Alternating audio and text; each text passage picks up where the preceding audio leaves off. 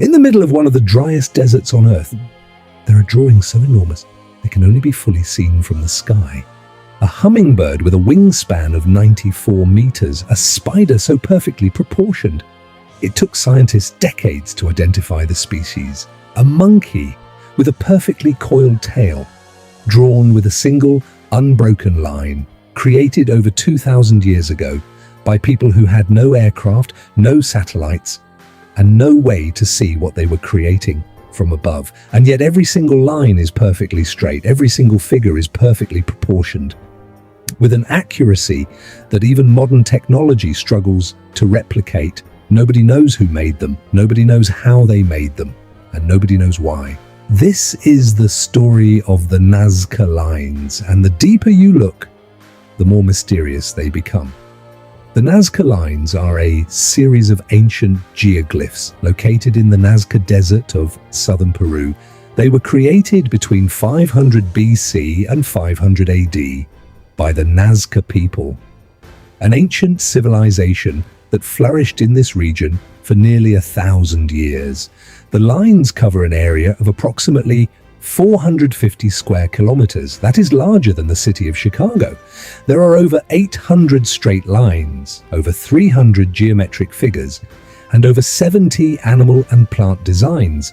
Some of the straight lines extend for over 48 kilometers without deviating by a single degree. 48 kilometers perfectly straight, without GPS, without surveying equipment, without any technology we would recognize today. The lines were made by removing the reddish surface stones of the desert, revealing the lighter yellowish ground underneath. The contrast creates the dark lines visible from above. It sounds simple, but the scale and precision of what they created is anything but. The question of how the Nazca Lines were made has fascinated scientists for decades. The technique itself is understood. The Nazca people removed the top layer of iron oxide-coated pebbles and piled them carefully on the sides of the lines. This revealed the lighter yellowish sand below. Simple enough in theory, but executing it at this scale, so with this precision, across 450 square kilometers, is where things get impossible to explain. In the 1940s, mathematician Maria Reiche spent her entire life studying the Nazca Lines. She proposed that the Nazca people used simple tools and mathematics to scale up small drawings onto the desert floor, a grid system, wooden stakes and ropes to create straight lines, mathematical ratios to maintain proportions. She demonstrated that small teams could have created individual figures, and her theory is still the most widely accepted explanation among mainstream scientists. But here is the problem.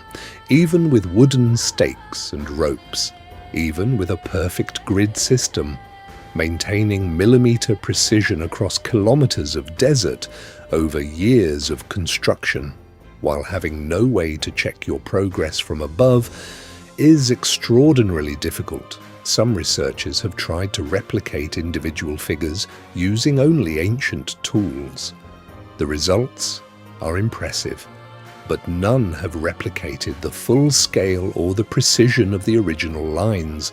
Of all the Nazca Lines, the most extraordinary are the animal figures, known as biomorphs.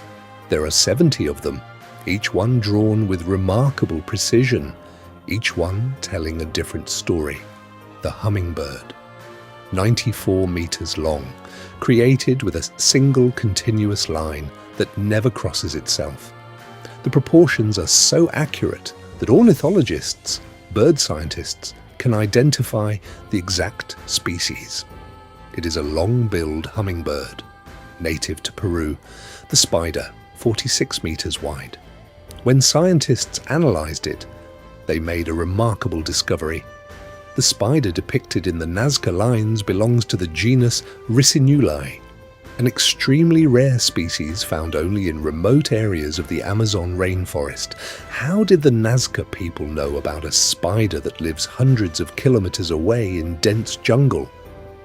The monkey.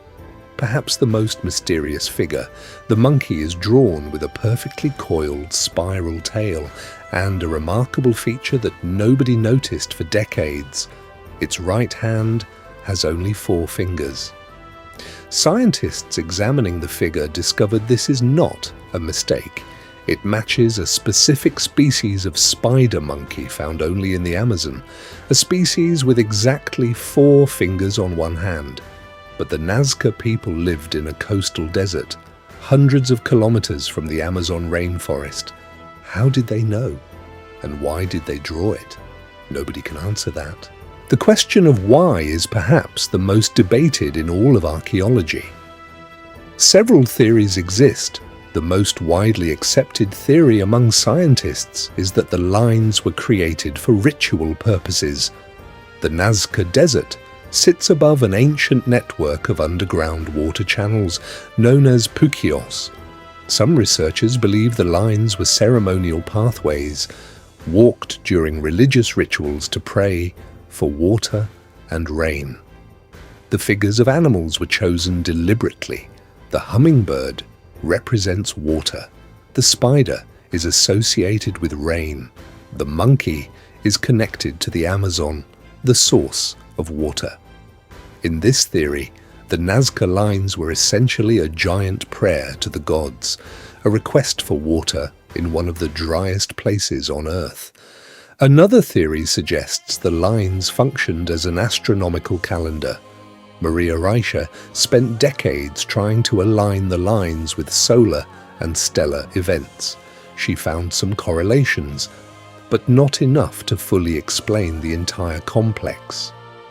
A third theory focuses on the social function of the lines.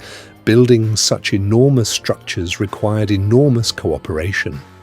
Perhaps the lines were built not just for the gods, but to unite the Nazca people. A shared project that gave a civilization purpose and identity.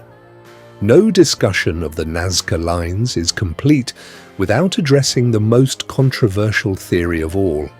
In 1968, author Erich von Däniken published a book called Chariots of the Gods. In it, he argued that the Nazca Lines were landing strips for alien spacecraft.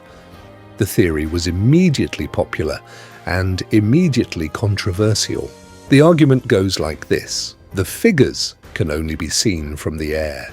The ancient Nazca people had no way to fly. Therefore, the figures were made for beings who could fly. And the long, straight lines were runways for their aircraft. Scientists immediately pointed out several problems with this theory. First, the lines would be useless as runways. The ground is not flat enough or firm enough to land any aircraft.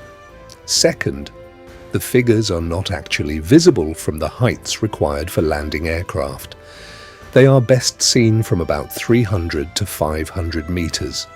A commercial aircraft approaching to land would be too high to see them clearly.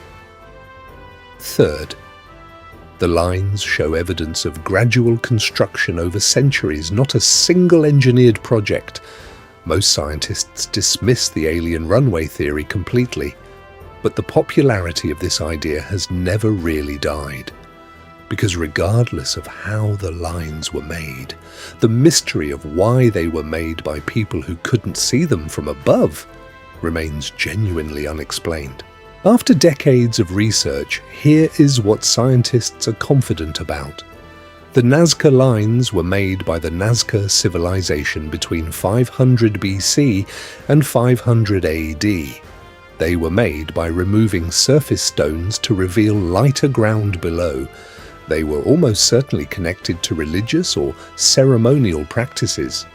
The dry, stable climate of the Nazca Desert has preserved them for over 2,000 years, and UNESCO declared them a World Heritage Site in 1994. But here is what we don't know. We don't know exactly why the figures were chosen. We don't know how they maintained such extraordinary precision across such enormous distances. We don't know why some figures can only be identified when viewed from specific angles. We don't know why some lines lead to nothing. And we don't fully understand the relationship between the water channels underground and the lines above. Every answer generates more questions. Every discovery reveals new mysteries. The Nazca Lines have been studied for nearly a century, and we still cannot fully explain them. In the middle of a desert where almost nothing survives, an ancient civilization left a message so large it can only be read from the sky. We don't know who the message was for. We don't know what it says. We don't know if it was ever received. But 2,000 years later, we are still looking at it, still trying to understand it, still arguing about it. That might be the most remarkable thing about the Nazca Lines, not the precision, not the scale, not the mystery, but the fact that something built by ordinary people in a desert 2,000 years ago still has the power to make the entire modern world stop and ask questions. Subscribe to Bite Roots, because every week we go deeper into the hidden origins of the world around us. The truth is always more interesting than the textbook.